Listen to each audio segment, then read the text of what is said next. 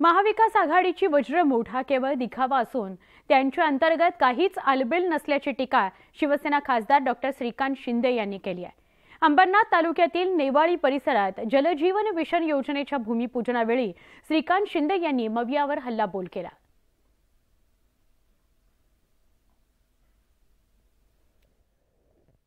ही वज्रमूठ देखील आणि ही एक जी दाखवण्याचा प्रयत्न करतात ते फक्त स्वतःच्या सॅटिस्फॅक्शनसाठी, लोकांना दाखवण्यासाठी।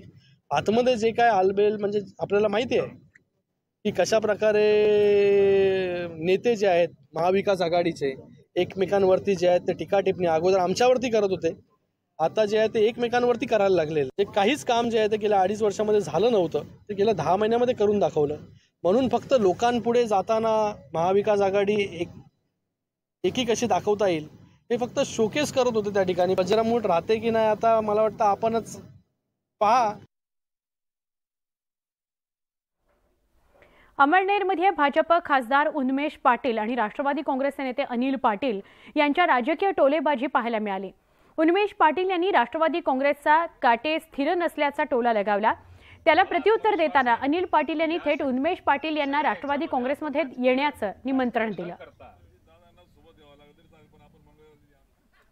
राष्ट्रवादीच्या घड्याळाचे काटे सध्या आपण बघतोय ते काही ठिकाणावर नाही आणि त्यांनी सांगितलं की आमदार असताना मी मंगळग्रहाला साकडं घातलं आणि म्हणून त्यांना म्हटलं आज आले तर आता साकडं घाला, तुमचे किमान काटे तरी ठिकाणावर चालतील। माननीय खासदार साहेब उन्मेशदादा पाटील यांना सातत्याने आग्रह करतोय की तुमच्यावरती भारतीय जनता पार्टीमध्ये येणाऱ्या काळामध्ये अन्याय फार मोठ्या प्रमाणावर होण्याचे संकेत हे मला मंगळ मंदिराच्या माध्यमातून, मंगळ देवस्थानातून मला प्राप्त झालेले आहेत। ते जर का आपल्याला दूर करायचे असतील तर तुम्ही घड्याळावर चाललं पाहिजे, वेळेत आलं पाहिजे आणि वेळेत जर का आले तर तुमचं भविष्य हे चांगलं राहील मंगळ मंदिराच्या माध्यमातून, असं मला त्यांना सूचित केलं आणि ते काही अंशी त्या गोष्टीला सहमत आहे। राष्ट्रवादी काँग्रेसचे सर्वेसर्वा शरद पवार यांनी भाजपवर जोरदार टीका केली। तसंच कर्नाटकात भाजपची सत्ता येणार नाही असं भाकीत त्यांनी वर्तवलंय। देशात फक्त 5 ते 6 राज्यात भाजपची सत्ता आहे, देशभरात भाजपची घसरण सुरू आहे असा टोला त्यांनी लगावला। माझी जी माहिती आहे कर्नाटकाची जाणारी आहे आणि मी आमच्या सायकॅट्रिस्टची आणि मीडियामधल्या आमच्या काही मित्रांशी बोललो तर साधारणतः माहिती अशी की कर्नाटकामध्ये काँग्रेस सत्तेवर असा चेंज आहे।